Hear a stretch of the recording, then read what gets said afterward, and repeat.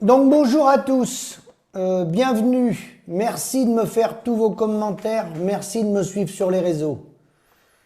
Donc je vais répondre au Premier ministre Gabriel Attal. Pour ceux qui suivent ma chaîne, j'ai dit il y a encore quelques heures avant qu'il fasse sa déclaration, notamment à un journaliste sur France Soir, pour ceux qui suivent mes vidéos, j'ai dit pratiquement mot pour mot tout ce qui allait se passer. Je l'ai dit également chez M. Berkoff et d'autres endroits où je suis passé. Pourquoi je l'ai dit? Parce que je le savais. Je le savais parce qu'il y a 40 ans que ça dure, le cinéma. Donc, qu'est-ce qu'il a dit concrètement? Qu'est-ce qu'il a dit concrètement? Mesure de M. Attal, savoir parler aux agriculteurs. Il a fait du blabla, de la belle com. Je crois qu'il n'a pas parlé aux agriculteurs. Les mesures qu'il a annoncées, c'est pas des mesures qui ont été demandées par les agriculteurs, c'est une protection de l'industrie agroalimentaire. Il a protégé l'industrie agroalimentaire. Voilà ce qu'il a fait. Ensuite, il a parlé de la vision du gouvernement. Il a dit que ce qui était important, c'était de protéger les agriculteurs contre les attaques. Les attaques, les gens qui les traitent de pollueurs, de souffrance animale, le dénigrement. Vous voyez à peu près la teneur des propos où je veux en venir. Vous voyez à peu près le niveau de désinformation. Je dis bien de désinformation. Les gens sont en train de crever dans les fermes et ils nous parlent que les gens sont insultés dans les fermes, traités de pollueurs et de souffrance animale. Mais quel est le rapport? Mais c'est des gens qui sont déconnectés, ça. C'est des gens qui sont hors sujet. Aucune compétence dans le domaine. Ensuite, il pointe la responsabilité des entreprises qui travaillent auprès des agriculteurs. Pointer du doigt les entreprises qui travaillent avec nous, sans citer aucune entreprise.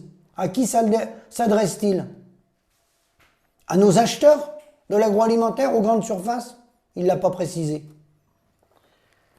Ensuite, il a dit qu'il faut produire, il faut protéger les agriculteurs. On a bien compris qu'il fallait produire plus. Il a fait diversion en se moquant des gens qui souhaitent produire moins. Je vois pas du tout où ça va nous mener, ça. Produire plus ou produire moins. Nous, ce qu'on demande, c'est vivre de notre métier. C'est d'avoir des marges. À aucun moment, il n'en a été question. Je pense que vous l'avez tous écouté. Il a parlé des produits phyto. Pas d'interdiction sans solution. Moi, j'aurais bien aimé qu'il me donne, depuis 70 ans, l'argent qui a été consacré par la recherche, l'INRA et autres, au niveau européen, puisqu'on a des campagnes européennes pour faire des recherches, pour faire évoluer le modèle agricole. Combien de milliards d'euros ont été dépensés pour sortir des phytos? Et combien de milliards d'euros ont été dépensés et sont encore dépensés pour rester dans le système, histoire de voir la comparaison. Mais il n'est pas rentré dans les détails. Est-il prêt, M. Attal, Premier ministre de la France, à s'engager par écrit sur les conséquences des phytosanitaires? Autrement dit, est-ce qu'il est prêt de sa main à noter noir sur blanc que l'agriculture qu'on a conduite depuis 30-40 ans n'a aucun impact négatif sur la nature et sur les hommes? Est-il prêt à le signer de sa main? Est-il prêt? Ensuite, il a parlé du plan loup. C'est une priorité. Très bien. Pour ceux qui sont gênés par le loup c'est une aberration. Ça peut se résoudre en indemnisant les gens. Vous voulez le loup, les gars? Pas de souci. Ça va faire tant de l'hectare. Il n'en a pas été question de ça. Aucune indemnité pour les gens qui ont le loup. Loi Egalim 1 et 2, c'est un progrès, a-t-il dit. Bah heureusement. Heureusement que c'est un progrès. Avec 80% des paysans en dessous le SMIC, si c'était pas un progrès, je sais pas où est-ce qu'on serait. Il a parlé des normes, les clauses miroirs. Il a dit que les clauses miroirs, il allait appuyer ça avec Emmanuel Macron au niveau européen. Il a parlé que les annonces, c'était des efforts inédits. Il y a beaucoup de papiers. Et les agriculteurs en ont marre de faire des papiers. Ils veulent être dans leur champ. Ils veulent qu'on les laisse travailler. Je reprends ces termes. Les normes, il y en a marre. Les agriculteurs, ils aiment la liberté d'entreprendre. Et je vais engager la simplification via les préfets. Les préfets auront plus de pouvoir pour la simplification administrative. 10 mesures. L'eau, les stockages d'eau. Faire des barrages pour irriguer. L'agrandissement des bâtiments d'élevage, ports ou autres. Les recours vont être plus que de 2 mois pour les gens qui s'attaquent aux agrandissements ou aux projets de bassines. Il va supprimer un échelon juridique. Le juge va se prononcer dans un délai de 10 mois maximum.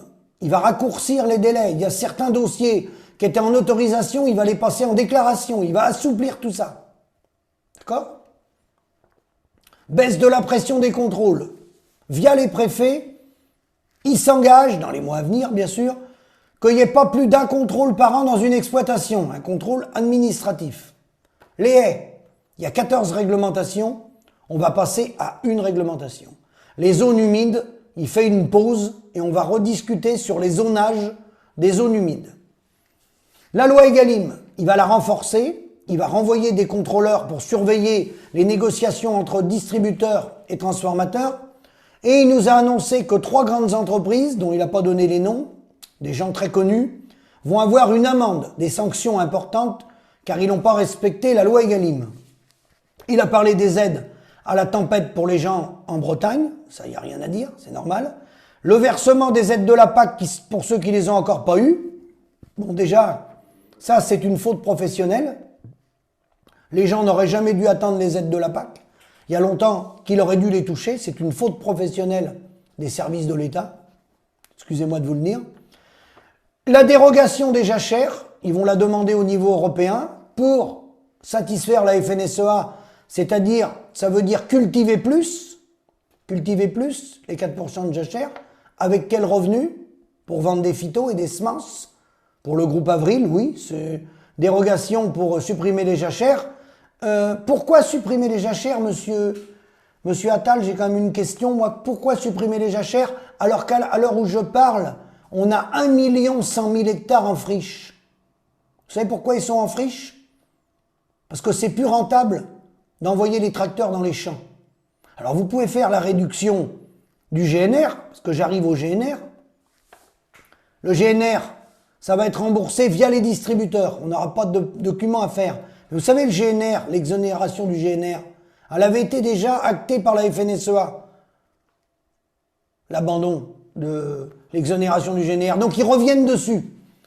Mais vous savez, c'est pas là que ça va se jouer. Il y a 1 100 000 hectares en friche. C'est pas le 2,8 centimes du GNR. Quand il n'y a pas de rentabilité, vous pouvez exonérer le GNR. C'est un coup d'épée dans l'eau.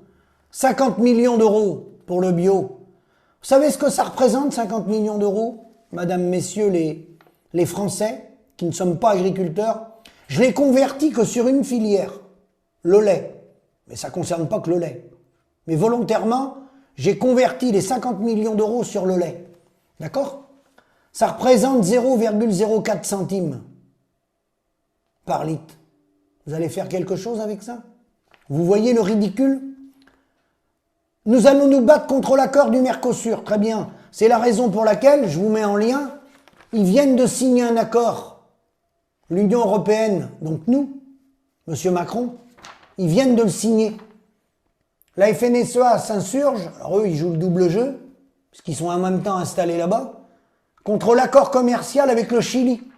Ils viennent de signer un accord là, de libre-échange avec le Chili. Mais là, il était en déplacement devant les agriculteurs pour faire bonne mine. C'est le boulot du politique. Il a dit qu'il allait être contre les accords du Mercosur. Donc vous voyez, tout ce que je vous ai dit depuis une dizaine de jours se réalise. Je ne l'ai pas inventé. Ça se réalise. Il n'y a rien. Rien de concret. Le GNR, ça va être 0 dans certaines exploitations. Je dis bien 0. Et dans le meilleur des cas, si j'additionne tout, quelques simplifications administratives, les haies, si vous voulez, mais en termes économiques, je vous parle. Allez, de 500 à 2000 euros. Et encore, ceux qui gagneront 2000 euros avec ce qu'il a annoncé, je voudrais bien les voir, les exploitations, qui vont gagner 2000 euros. Il y aura une simplification, ça passera plus par les préfets, mais concrètement, économiquement parlant. Je vous l'ai dit, je répète, il manque de 50 à 80 000 euros par exploitation, par associé, par unité de travailleurs sur notre produit ou sur nos charges.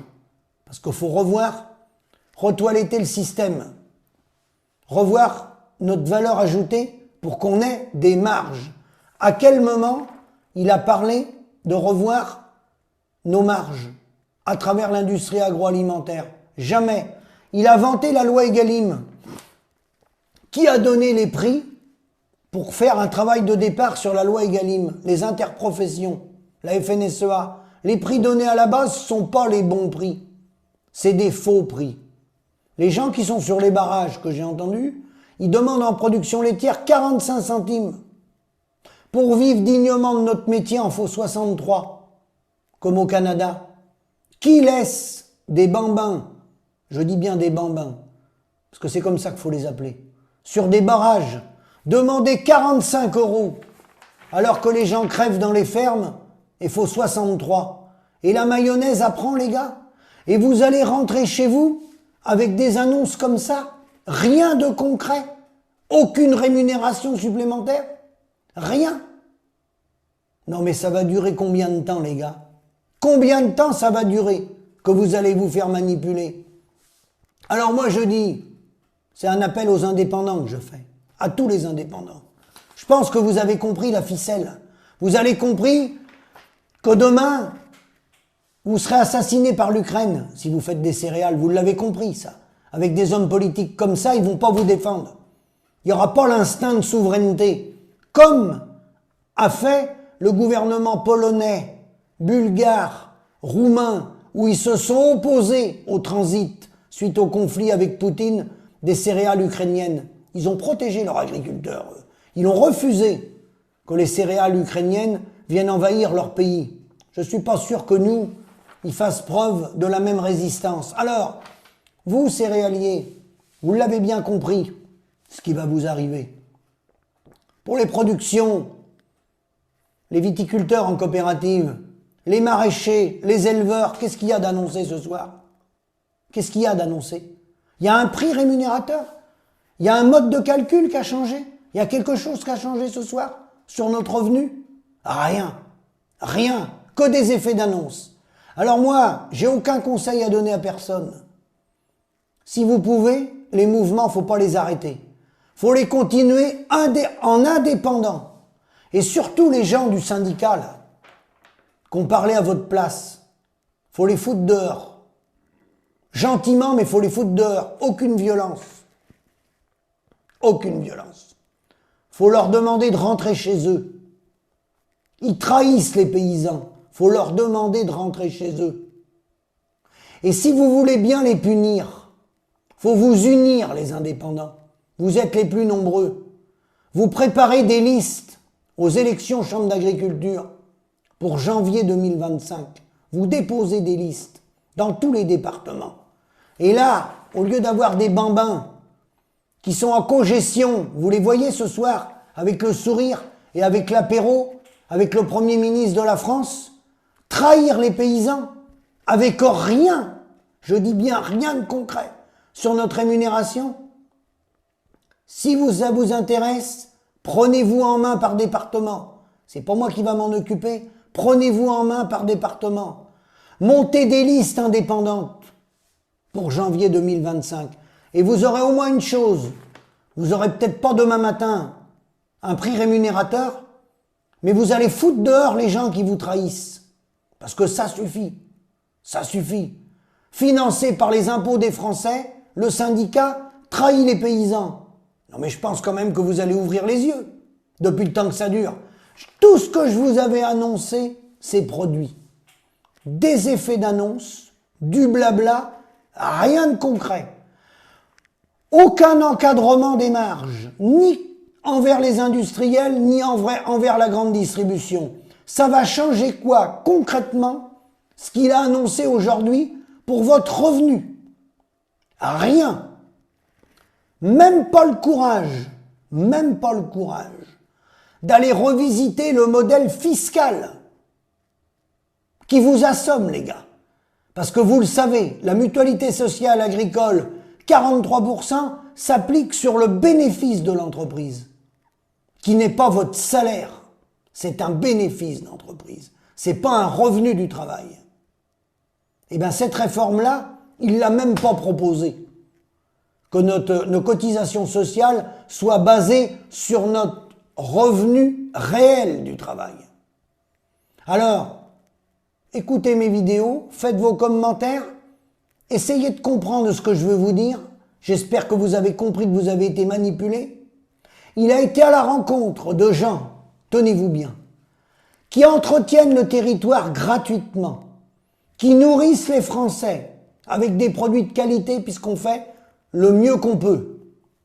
On est rémunéré 2 ou 3 euros de l'heure et les gens qui se sont déplacés de Paris aujourd'hui, demandez leurs tarifs horaires, demandez leur salaire et demandez les salaires à tous les gens qui vous entourent dans l'agroalimentaire.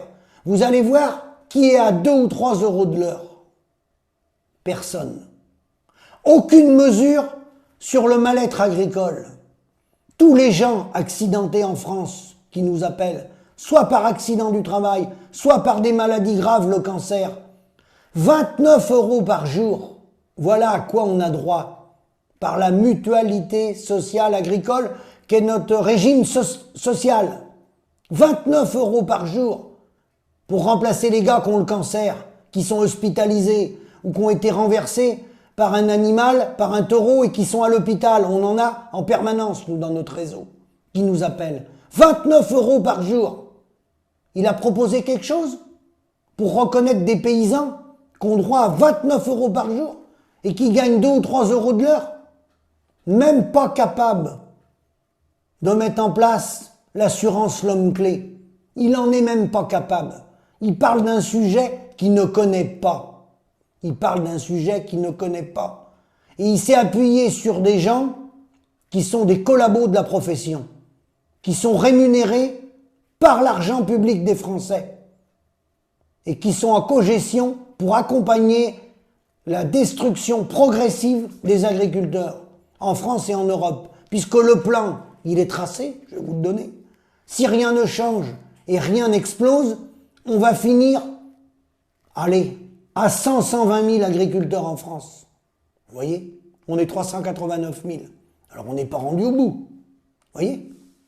Et l'épuration, elle va se faire comme elle s'est fait là aujourd'hui, avec l'accompagnement de la cogestion syndicale et les médias qui vont relayer l'information et qui vont surtout interroger que ceux qui sont d'accord. Parce que ceux qui ont d'autres propositions à faire, comme moi, qui est la coopération entre les États, le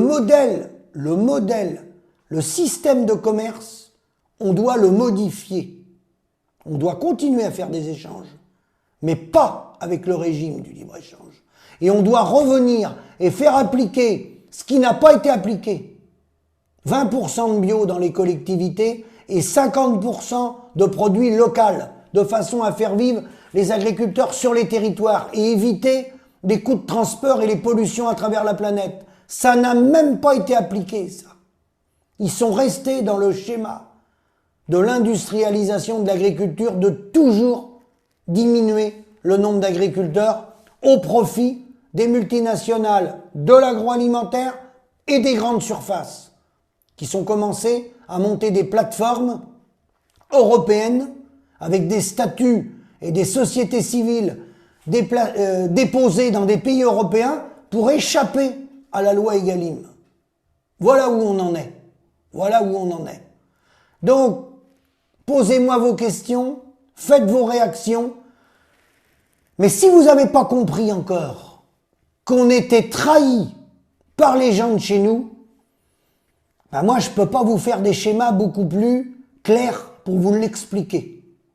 Parce que revenir d'une manifestation avec son tracteur ce soir, avec les annonces qu'a fait M. Attal, où il n'y a rien, je dis rien, de concret sur nos rémunérations, et on est dans des ratios où il manque de 50 à 80 000 euros par travailleur, par exploitation, et passer un après-midi à écouter un ministre qui a parlé de l'agribashing, des écolos, des mesures sur les haies et des simplifications administratives, bah chapeau.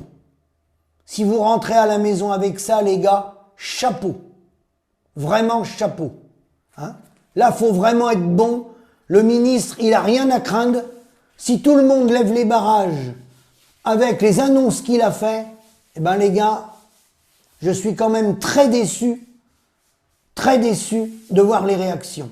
Parce que là, ce qu'il a fait, c'est lamentable, absolument lamentable.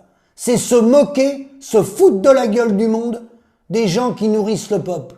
Se foutre de la gueule du monde des gens qui nourrissent le peuple. Voilà, je terminerai là-dessus. N'oubliez pas, les annonces qu'il a fait, rien de concret, surtout rien sur vos revenus. Vous ne verrez rien, aucune amélioration sur vos revenus. Et surtout, n'oubliez pas, le traité avec le Chili a été signé, les accords de libre-échange vont continuer. Hein. La théorie de Ricardo des coûts comparatifs pour aller au moins 10 ans vont continuer. Donc l'effondrement dans les exploitations va continuer. On a perdu 100 000 fermes en 10 ans. Rassurez-vous, on va en reperdre autant en 10 ans. Hein. Au bas mot. Parce qu'avec la pyramide des âges, ça risque d'être même plus de 100 000. Voilà. Pour garder des fermes plus importantes, avec plus d'endettement, on est passé déjà de 50 000 euros d'endettement aux années 80 à 250 000 euros, ben là on va monter encore dans les tours, hein, avec nos 2 euros de l'heure de rémunération. Bonne vidéo, méditez bien, et à la prochaine. Merci beaucoup.